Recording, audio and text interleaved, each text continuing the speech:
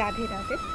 বলুন তো, আমরা যে ভগবানের অশেষ কৃপায় এই মনুষ্য জন্ম পেয়েছি, তার উদ্দেশ্য কি?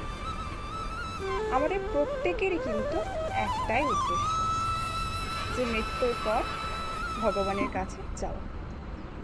কিন্তু তাকে সহজে পাওয়া যায়? তার জন্য কিন্তু কর্ম করতে হয়।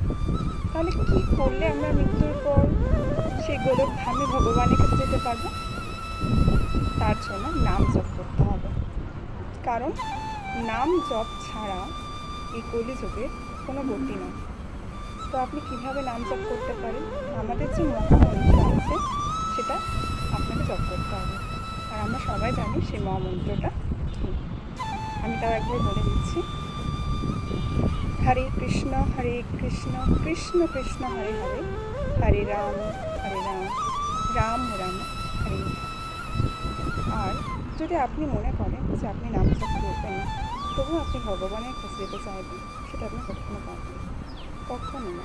কারণ নাম ছাড়া ভগবানের কাছে কেউ যেতে পারে আর পারবেও না। একটা কথা আমরা ছোটোবেলায় সকলে জানি যে পড়ালেখা করে যে গাড়ি ঘোড়া চড়ে সে, ঠিক তেমনই নাম জপ করে যে ভগবানের কাছে যায় সে। তাই আজ থেকে আপনিও নাম জপ করবেন যদি আপনি মনে করেন যে মৃত্যুর পর ওই যে ওখানে আছে ভগবান শ্রীকৃষ্ণ